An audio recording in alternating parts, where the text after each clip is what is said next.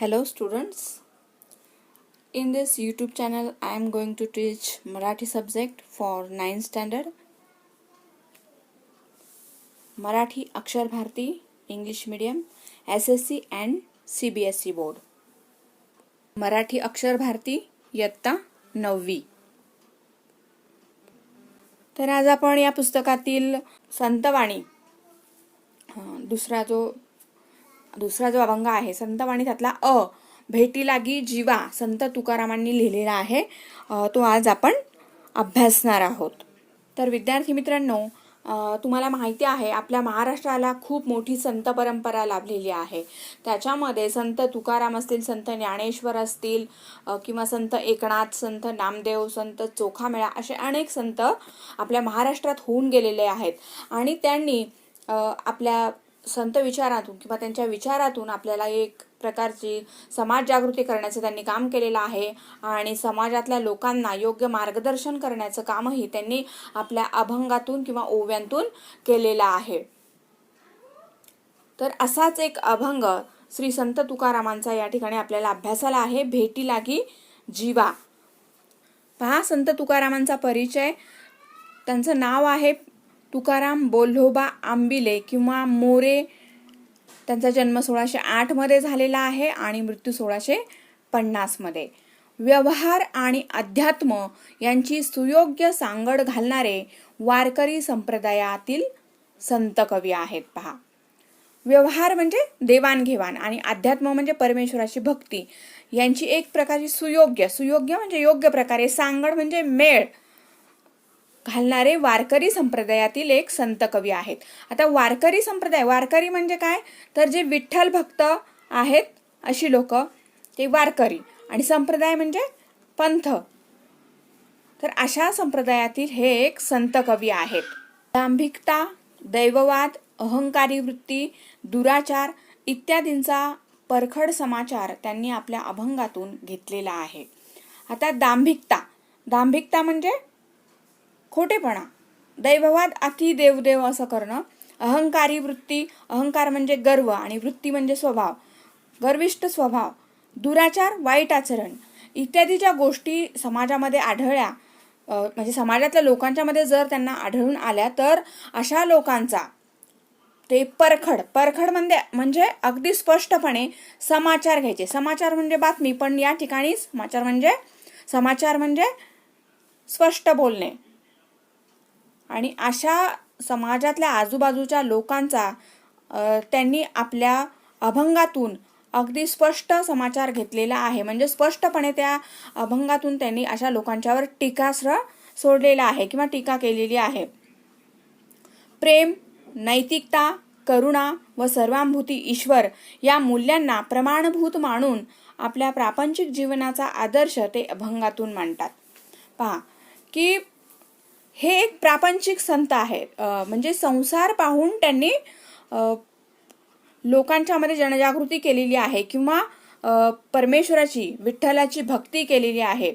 की काही लोक असे असतात की पहा, संसार सोडून देतात आणि फक्त परमेश्वराच्या किंवा देव मला भेटेल अशा प्रकारे ते देवाच्या मागे लागतात. पण या ठिकाणी संत तुकारामांनी आपल्याला एक गोष्ट सांगितलेली आहे किंवा एक गोष्ट त्यांच्या जीवनातून आपल्या लक्षात येते की संसार करून किंवा प्रपंच करून सुद्धा आपण परमेश्वराची भक्ती करू शकतो आणि मोक्ष प्राप्ती करू शकतो. आणि त्याच्यामुळे पहा की त्यांनीच हा आदर्श या ठिकाणी या अभंगातून आपल्या समोर मांडलेला आहे. त्या अभंगातून आपल्याला कोणकोणती मूल्य किंवा व्हर्च्यू दिसतात. पहा, प्रेम, नैतिकता, करुणा म्हणजे दया, सर्वांभूती ईश्वर म्हणजे सगळीकडे म्हणजे सर्व प्राणी मात्रांमध्ये ईश्वर आहे किंवा परमेश्वर आहे.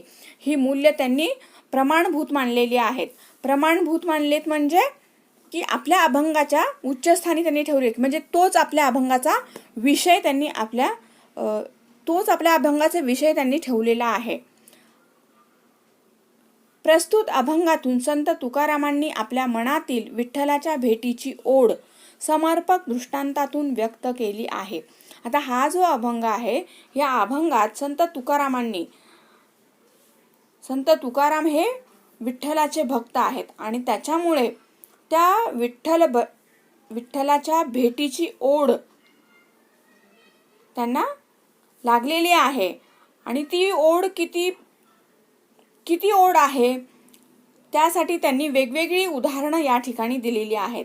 समर्पक योग्य दृष्टांत उदाहरणं या ठिकाणी दिलेली आहेत. आता आपण प्रत्यक्षात हा अभंग पाहिल्यानंतर ती गोष्ट तुमच्या लक्षात येईल.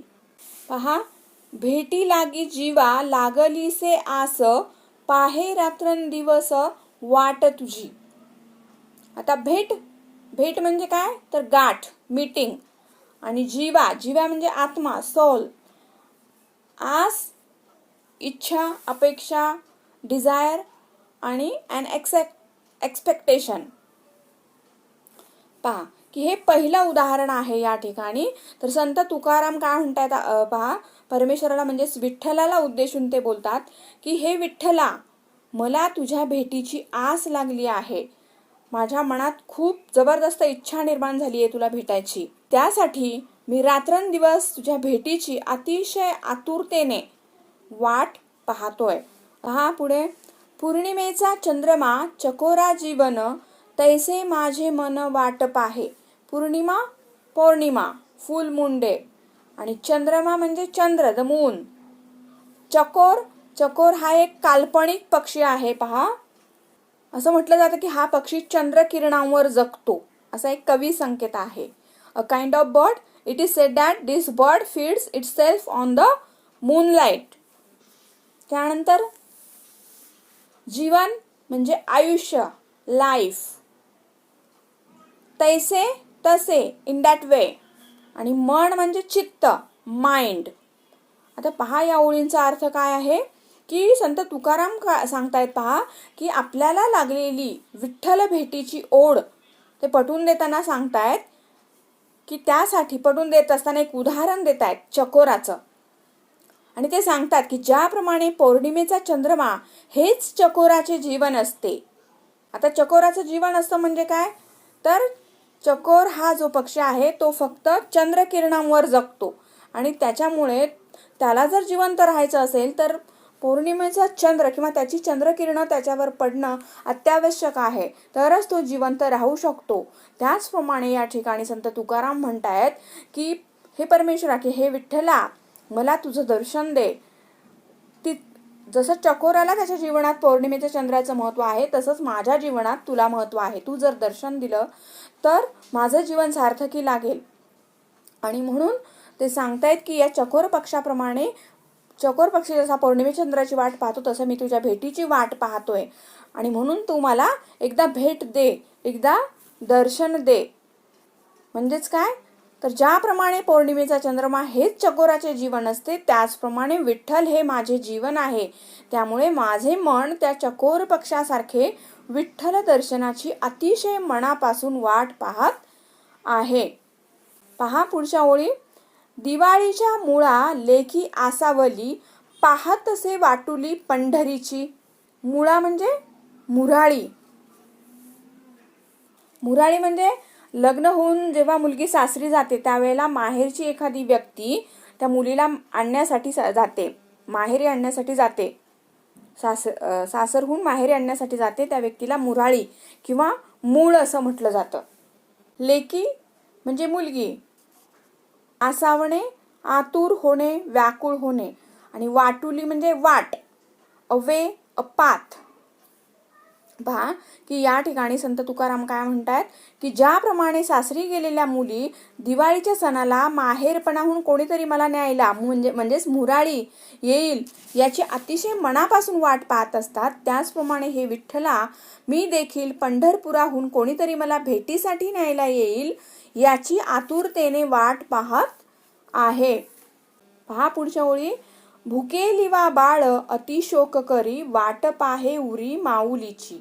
भुकेलिवा म्हणजे भुकेलेले, हंग्री. शोक अति म्हणजे अतिशय, आणि शोक म्हणजे दुःख, खेद, सॉरो. त्यानंतर उरी म्हणजे या ठिकाणी अर्थ आहे हृदयापासून, from bottom of the heart.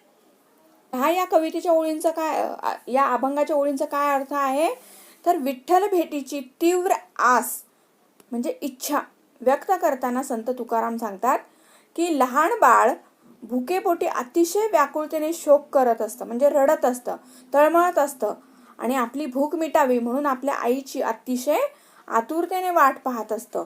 तशीच मी देखील तुझी वाट पाहत आहे. पहा पुढच्या ओळी, तुका म्हणे मज लागलीसे भूक, धावूनी श्रीमुख दावी देवा. मज म्हणजे मला, माझे, तुम्ही, टू माइन. भूक क्षुधा हंगर. मुख श्रीमुख म्हणजे देवाचं, मुख म्हणजे चेहरा, फेस, आणि दावी म्हणजे दाखवणे, टू शो. काय आहे अभंगाच्या ओळींचा अर्थ पहा की अभंगाच्या शेवटी संत तुकाराम महाराज काय सांगतायत की लहान बाळाप्रमाणे मला देखील विठ्ठल दर्शनाची तीव्र भूक लागली आहे. अशा वेळी ते विठ्ठलाला विनंती करतात की हे देवा, तुझे श्रीमुख म्हणजे तुझे दर्शन मला व्हावे म्हणून तू माझ्यासाठी धावून ये. अशा अभंग या ठिकाणी संपलेला आहे. तर या संपूर्ण अभंगातून संत तुकारामांना विठ्ठल भेटीची किती ओढ लागलेली आहे, त्यासाठी ते किती तळमळत आहेत यासाठी त्यांनी वेगवेगळी उदाहरणं दिलेली आहेत. त्याच्यामध्ये संत तुकाराम सांगतायत की रात्रंदिवस मी तुझी अतिशय आतुरतेने वाट पाहतोय असं विठ्ठलाला सांगतायत. त्यानंतर त्यासाठी त्यांनी पहिलं उदाहरण दिलेलं आहे, चकोर पक्षाचं उदाहरण दिलेलं आहे की तो जो चकोर पक्षी आहे त्याला पौर्णिमेच्या चंद्राचे म्हणजेच चंद्रकिरणांची जशी ओढ लागलेली असते किंवा ती चंद्रकिरणांशिवाय तो जगू शकत नाही, तसंच श्री संत तुकाराम हे सुद्धा विठ्ठल दर्शनाची अतिशय मनापासून वाट पाहत आहेत. ते त्याशिवाय आपलं आयुष्य व्यवस्थित जगू शकत नाहीत. त्यानंतर दुसरं उदाहरण दिलेलं आहे की एखादी सासरी गेलेली मुलगी जशी माहेराहून आपल्याला कोणीतरी न्यायला मुराळी येईल याची वाट पाहते, तसेच पंढरपुराहून कोणीतरी मला न्यायला येईल विठ्ठल भेटीसाठी, अशी ते वाट पाहत आहेत. आणि तिसरं उदाहरण आहे एक छोटं बाळ, जसं भुकेलेलं बाळ आपली भूक भागावी म्हणून आपल्या आईची अतिशय आतुरतेने वाट पाहत असतं, तसंच श्री संत तुकाराम देखील विठ्ठल भेटीची वाट पाहत आहेत. अशा प्रकारे संत तुकाराम आपल्याला सांगतायत की लहान बाळाप्रमाणे मला देखील विठ्ठल दर्शनाची अतिशय तीव्र भूक लागलेली आहे आणि म्हणून हे परमेश्वर आहे विठ्ठला, तू तुझ्या श्रीमुखाचं म्हणजेच तुझं मला दर्शन व्हावं एवढीच माझी एक इच्छा आहे आणि त्यासाठी तू धावून ये. या ठिकाणी संपलेला आहे. पहा या अभंगाची प्रश्नोत्तरे स्वाध्याय पहा. पहिला प्रश्न आहे कोष्टक पूर्ण करा. तर अनुक्रमणिका 1 मध्ये आहे. अनुक्रमणिकेमध्ये पहिला कॉलम आहे, दुसरा आहे वाट बघणारा, तिसरा कोणाची वाट बघतो आणि चौथा वाट बघण्याचे कारण. त्यातला पहिला आहे चकोर. कोणाची वाट बघतो? पौर्णिमेचा चंद्रमा, आणि वाट बघण्याचं कारण आहे चंद्रकिरण हेच त्याचे जीवन. दुसरा आहे लेकी. वाट बघणारे कोण आहे? तर लेकी. कोणाची? माहेरचे बोलावणे येण्याची, आणि वाट बघण्याचं कारण आहे दिवाळीचा सण. तिसरा आहे भुकेलेले बाळ. कोणाची वाट बघतो? तर माऊलीची, आणि कारण काय आहे? तर भूक.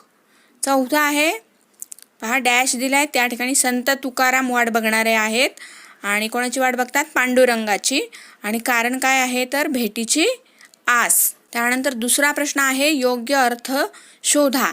आस लागणे म्हणजे या ठिकाणी पहिलाचा आहे उत्तर ध्यास लागणे, आणि दुसरा आहे वाटुली म्हणजे वाट. त्यानंतर पुढचा प्रश्न आहे भावार्थाधारित, म्हणजे तुम्हाला जो अर्थ मी अभंगाचा सांगितलेला आहे त्यावर आधारित काही प्रश्न आहेत, तर ते ब्रीफमध्ये लिहायचे आहेत. संत तुकारामांनी पांडुरंगाच्या भेटीबाबत दिलेल्या दृष्टांतातील तुम्हाला आवडलेला दृष्टांत तुम्ही स्पष्ट करायचा आहे मी सांगितलेल्या अर्थाच्या आधारे. त्यानंतर दुसरा आहे प्रश्न चकोराच्या दृष्टांतातून संत तुकाराम काय सिद्ध करू इच्छितात हे तुमच्या शब्दात लिहायचं आहे. आणि पुढचं आहे तुम्ही तुमच्या जवळच्या मित्र मैत्रिणीच्या भेटीला आसुसलेले आहात हे सांगण्यासाठी एखादा दृष्टांत म्हणजेच उदाहरण वापरायचे आणि ते स्पष्ट करायचे. अशा प्रकारे हा पाठ या ठिकाणी संपलेला आहे. हा व्हिडिओ जर तुम्हाला आवडला असेल तर नक्की सबस्क्राईब करा, लाईक करा आणि कमेंट करायला विसरू नका. धन्यवाद.